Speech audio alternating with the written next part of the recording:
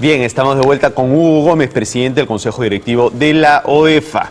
Con Hugo quiero conversar sobre varios temas. El primero es que hoy ha salido una noticia en el diario El Comercio que dice que las mineras rechazan costear la fiscalización en su sector. Se refieren a un cobro que se creó el año pasado, que se llama el aporte por regulación, y que según las mineras sería un cobro inconstitucional, ilegal, y que no tendría ningún sentido y que básicamente serviría para llenar las arcas del Estado a costa de las mineras. Y luego quiero conversar también con Hugo sobre este tema del que se está hablando mucho, de si el paquete de normas ambientales que ha presentado el Ejecutivo al Congreso violaría o no violaría el TLC con los Estados Unidos. Hugo, ¿cómo estás? Gracias por venir a Rumbo Económico. Gracias a ti, Enrique, por invitarme.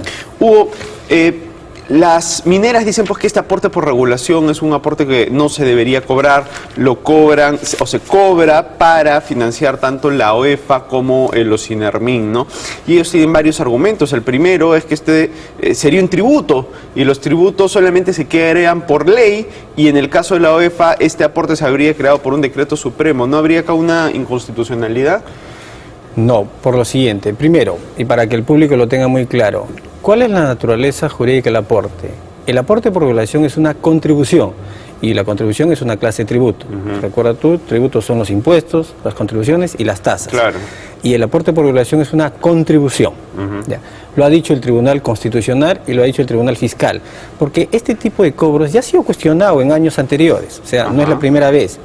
Y ya los administrados de otros sectores han acudido al Poder Judicial por estos temas, y el Poder Judicial ha rechazado estas demandas. Pero esto se tiene que crear por ley, y sí, no se ha creado por ley, se ha creado por decreto supremo. Voy primero por la naturaleza jurídica. Entonces, es una contribución. Lo dice el Tribunal Constitucional, lo ha hecho el Tribunal Fiscal.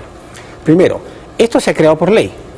El aporte por regulación como contribución se crea con la Ley 27332 del año 2000, que es la ley marco de los organismos reguladores de los servicios públicos. Entonces, este tributo, contribución, se crea para financiar la función pública que desarrolla OCIPTEL, SUNAS, OCITRAN, OCINER. Claro, pero tú en el año 2000 es para financiar la actividad que hacen los organismos reguladores de servicios públicos, y estos no son servicios públicos. Vamos por partes. Entonces, el año 2000 se crea el aporte por regulación mediante una ley.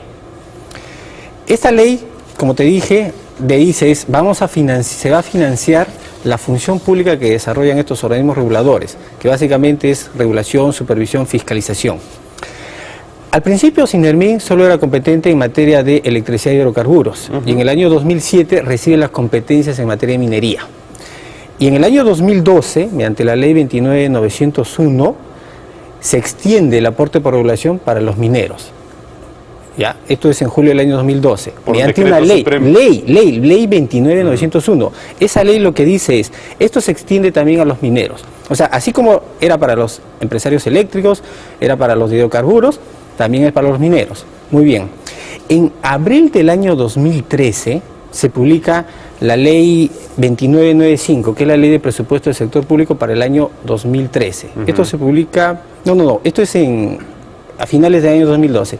A finales del año 2012 se publica esta ley, la ley de presupuesto para el año 2013. Y en esta ley, en la 48ª disposición complementaria final, se dice que también va a ser acreedor tributario del aporte por regulación el OEFA. Claro, pero hay un problema, porque la Constitución dice que no se pueden crear tributos por ley de presupuesto. Muy bien. Para empezar, esta ley de presupuesto no crea el APR. Lo que hace dice, el OEFA es un acreedor tributario más. Pero si quieres, no nos quedemos con esta ley. Vayamos a la otra, que es la más importante, la ley 30.011. La ley 30.011 se publica en abril del año 2013. Y esta ley es la que en su tercera disposición complementaria final ratifica que el OEFA es un acreedor tributario. Esta es la ley más importante. No es una ley de presupuesto, es una ley de vigencia permanente, es la ley 30.011 que modifica la ley del Sistema Nacional de Evaluación y Fiscalización Ambiental. De manera general que es un acreedor tributario, pero no, o sea, no tienes una ley más allá de la ley de presupuesto, que por la ley de presupuesto no se podía crear esto. Tienes una ley, y este es un principio que debe regir en tributación, que diga expresamente que la OEFA tiene derecho a cobrar este tributo. Es que eso es lo que dice esta ley. O sea, si tú lees la disposición, te dice... ¿Cuál? ¿La última que tú has citado? Sí, la ley 30.011. ¿Que puede cobrar el aporte por regulación? Sí, o sea, literalmente, creo que no la tengo aquí, pero la ley 30.011, esta disposición, dice literalmente... el OEFA va a cobrar el aporte por regulación a que se refiere la ley 27332. Recuerda que la ley 27332 del año 2000, para los reguladores, crea el aporte. Pues la ley 30.011 lo que dice, sí, tú OEFA vas a cobrar ese APR, ese aporte por regulación, que ha sido creado por la ley 27332. Y además, a finales de 2013 sale otra ley, la ley de equilibrio financiero para el sector público. Y esa ley vuelve a ratificar que el OEF es acreedor tributario. Entonces, fíjate, una cosa son los decretos supremos que fijan la alícuota, pero definitivamente, si esos decretos supremos han salido, es porque teníamos 3 leyes, de acuerdo, una es la norma de presupuesto, pero 2 leyes más que dicen el OEFA va a cobrar el aporte por regulación. Decir, ninguna de esas leyes fija la alícuota. La alícuota ya está fijada, que es el tope de la alícuota. Sí, la ley 27332, fíjate, y esto es a diferencia de otras tasas y de otro tipo de tributos. Aquí el Estado ha sido muy exigente en establecer todo. La alícuota tope, que es el 1% de la facturación de las empresas, deducido el impuesto general de las ventas y el impuesto de promoción municipal, está establecido desde el año 2000 en la ley 27332. Y ahí te dice, y todas las normas con rango de ley o con decreto supremo que han salido luego, siempre han ratificado, nunca el aporte puede superar el 1%. Es decir, Ocinermin puede cobrar una parte, el OEFA puede cobrar otra parte, inclusive el Ministerio de Energía y Minas cobra una parte, pero sumado todo, nunca puede superar el 1%. Ahora, otro argumento de las mineras es que esta contribución que se está realizándose, el Código Tributario es bien claro cuando dice que la contribución solamente puede servir para financiar aquel servicio que está brindando el Estado.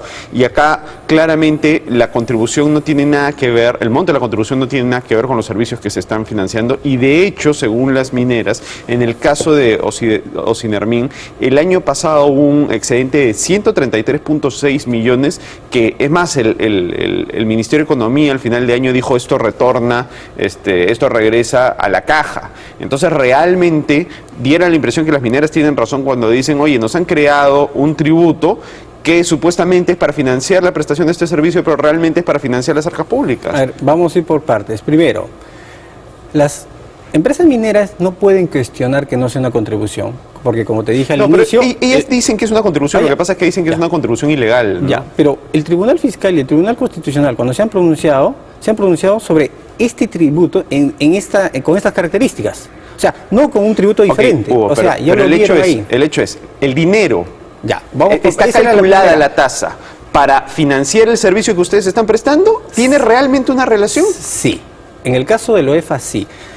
¿Recuerda más si esto es un porcentaje de la facturación? ¿Qué tiene que ver la facturación con las actividades de supervisión que ustedes realizan?